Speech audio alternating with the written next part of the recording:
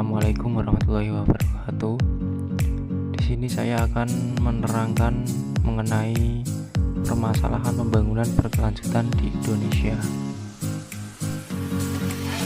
Pengertian pembangunan berkelanjutan.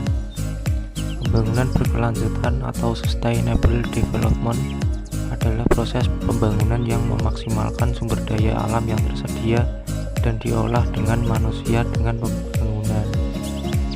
Pada umumnya, pembangunan berkelanjutan dianggap sebagai pertanda negara yang sedang bergerak maju, baik secara struktur sosial, ekonomi, maupun politik. Pada hakikatnya, penggunaan pembangunan berkelanjutan terdiri dari dua kata, yakni pembangunan dan berkelanjutan. Pembangunan sendiri berasal dari bahasa Inggris, yaitu sustainable, atau lebih dikenal dengan capable of being sustained. Sedangkan pembangunan berasal dari development. Jika digabungkan secara sederhananya, arti kedua kata ini memiliki makna kemampuan untuk tetap melakukan pembangunan yang sesuai dan berkelanjutan. Konsep pembangunan berkelanjutan. Pembangunan berkelanjutan membantu meningkatkan kesejahteraan masyarakat. Hal tersebut merupakan salah satu konsep dari pembangunan berkelanjutan. Berikut adalah konsep-konsep yang lain. Mengelola sumber daya alam dengan baik sehingga dapat dipergunakan pada masa yang akan datang. Memanfaatkan sumber daya alam sebaik mungkin sehingga tidak ada pemborosan dan tidak merusak lingkungan. Pembangunan yang dilakukan harus dapat memperbanyak sumber daya alam yang dapat diperbarui. Mempertahankan kualitas kehidupan manusia pada masa kini dan pada masa depan. Tujuan pembangunan berkelanjutan. Situs resmi OJK menyebutkan tujuan pembangunan berkelanjutan disebut dengan SDGs atau Sustainable Development Goals. Program yang satu ini dijalankan sejak tahun 2015 dan menjadi program berkelanjutan Millennium Development Goals.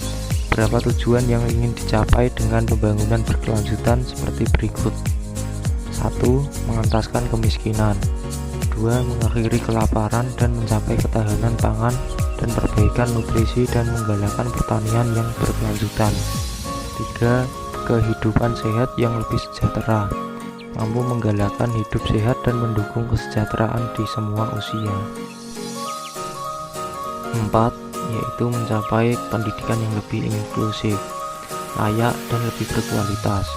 5. Gender yang lebih setara dan memberdayakan perempuan. 6. Membangun infrastruktur yang kuat, mendorong inovasi, mempromosikan industrialisasi berkelanjutan, dan sebagainya. 7. Memastikan pola konsumsi dan produksi yang berkelanjutan. 8. Mengambil langkah penting dalam perubahan iklim dan dampaknya, dan masih banyak lagi lainnya. Prinsip pembangunan berkelanjutan. 1. Equity, pemerataan atau equity merupakan target utama dari pembangunan berkelanjutan karena diharapkan dapat mengecilkan kesenjangan ekonomi dan sosial di masyarakat.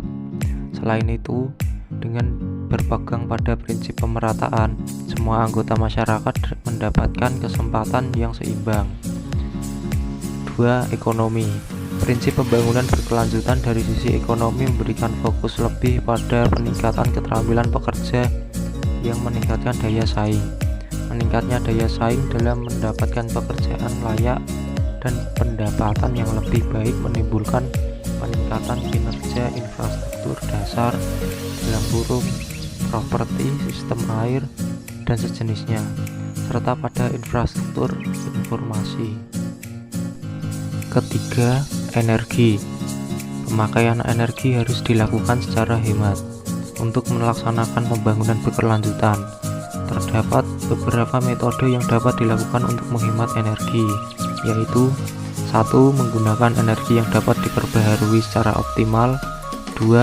Menghemat penggunaan sumber-sumber energi yang tersedia. 3. Memprioritaskan pembangunan transportasi massal. Keempat, yaitu ekologi. Ekologi atau lingkungan harus dilestarikan selama melaksanakan pembangunan berkelanjutan. Agar pelestarian lingkungan dapat dilakukan dengan maksimal, maka kita dapat melakukan hal-hal seperti menggunakan lahan campuran, memastikan tetap ada ruang terbuka hijau, dan membuat sistem yang dapat membuat transportasi dan bangunan terintegrasi dengan baik.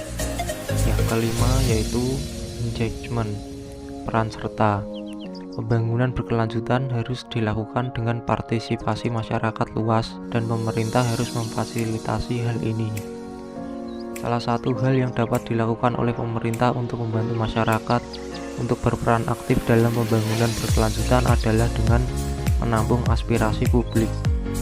Masyarakat harus berperan serta dalam proses pembangunan berkelanjutan.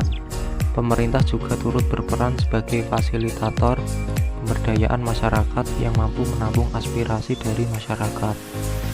Berikutnya, permasalahan pembangunan berkelanjutan di Indonesia (WS Halmahera Selatan). 1. Kerusakan hutan dan lahan. Perubahan tata guna lahan menjadi salah satu faktor dalam kerusakan hutan dan lahan. Akibat dari perubahan tata guna lahan, saat ini lahan kritis dan sangat kritis di WS Halmahera Selatan mencapai 4.513,61 km persegi dari 15.692,62 km persegi atau sekitar 20,78%. Pada WS Halmahera Selatan, aktivitas pertambangan berada di Pulau Obi dan Pulau GB di Kabupaten Halmahera Selatan. Akibat dari aktivitas pertambangan tersebut, banyak sungai-sungai yang tercemar akibat aktivitas pertambangan yang tidak memperhatikan aspek lingkungan. Yang kedua yaitu penurunan kualitas sumber daya air. Air sebagai kebutuhan makhluk hidup yang utama memerlukan perhatian khusus yang kontinu agar senantiasa terjaga secara kuantitas maupun kualitas. Kegiatan pembangunan pemerintah, swasta, masyarakat, serta pihak lainnya tidak boleh menimbulkan penurunan kualitas air. Pertambangan nikel yang ada cukup mengkhawatirkan untuk kualitas sumber daya air ke depannya. Pengawasan dan pengelolaan harus terus-menerus ditingkatkan untuk menjaga kualitas air yang ada, sehingga dapat terus memenuhi kebutuhan air dalam hal ini. WS Halmahera Selatan secara berkelanjutan. Yang ketiga yaitu penyediaan air baku. Meskipun WS Halmahera Selatan merupakan wilayah dengan hutan dengan kondisi yang masih baik dan sungai-sungai besar, namun karena pengelolaannya tidak mengikuti kaidah ekologis, maka beberapa kawasan masuk dalam kategori kritis. Pada daerah Sofifi, Kabupaten Halmahera Tengah, penyediaan air bersih baru sebesar 5%. Di Kabupaten Halmahera Selatan sebesar 20%. Di Kota Tidore sebesar 4,74%. Sedangkan pada Kabupaten Halmahera Timur belum ada pelayanan sistem penyediaan air minum (SPAM). Permasalahan yang dihadapi dalam pengelolaan air rumah tangga, kota, dan industri (RKI) adalah A. Rendahnya cakupan pelayanan air RKI bagi masyarakat. B. Makin berkurangnya kapasitas air baku pada badan-badan air karena kerusakan lingkungan. C. Makin meningkatnya tuntutan kebutuhan RKI pada pusat pengembangan. Yang keempat yaitu daya rusak air. Daya rusak air akibat aktivitas manusia ataupun aktivitas alam meliputi banjir, erosi lahan, sedimentasi sungai atau muara, longsor. Hal tersebut menyebabkan kerusakan infrastruktur, gangguan aktivitas, dan kerugian material lainnya. Bila mana tidak diatasi secara tepat dan bijak, akan menghambat pertumbuhan pembangunan serta penurunan kualitas hidup masyarakat. Banjir mengancam daerah di Kabupaten Halmahera Selatan, yaitu Desa Mandawong, Desa Kupal, Desa Gandasuling, Desa Panambong, di Kecamatan Bacan Utara, Dusun Soa, Desa Dolik, di Kecamatan Gane Barat, utara melalui Sungai Sangaji, Desa Frida di Kecamatan Gane Timur, sedangkan di Kabupaten Halmahera Tengah, banjir menjadi ancaman masyarakat di daerah Kobe, Kecamatan Wida Selatan, dan Kota Wida.